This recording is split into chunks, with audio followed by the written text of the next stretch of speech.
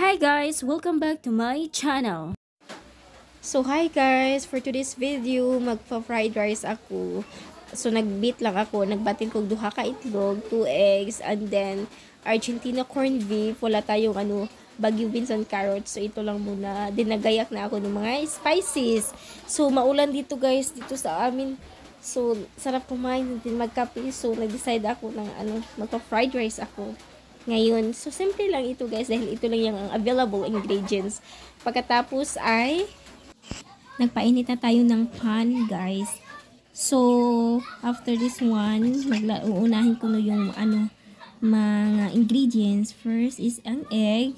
So, very light lang dahil i-mix naman natin ito sa fried rice. So, mekos-mekos lang, mix-mix. And then, pagkatapos nito ay susunod ko na ang corned beef. Gisa-gisa lang natin ang corned beef guys. Madali naman itong maluluto at later on i-mix na natin ito lahat ng mga ingredients. And then meatloaf is next. May hotdog ako guys pero hindi ko na sinama.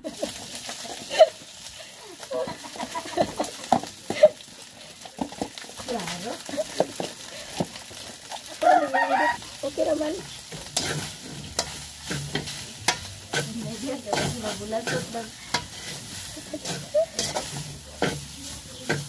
Ang huli nating gigisahin guys is yung mga leftover na mga rice. Galing ito sa bahay and then dito sa sister ko. So nilahat ko na, niluluto ko ito.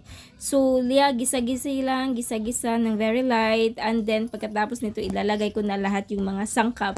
So walang Baguio beans and carrots pero masarap naman ito. Titiplahan ko later ng magic sarap at a little bit of salt.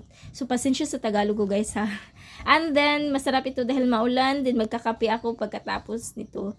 So yun lang guys, ito na yung fried rice. Mamaya later akong i-mix ko dahil may nag-hold ako ng phone. Ito na yun lahat guys. So mga few minutes or no, luto naman ito lahat. Few seconds. Ihahaon na ito guys. So maulan dito. So masarap kumain lang talaga. At magkape.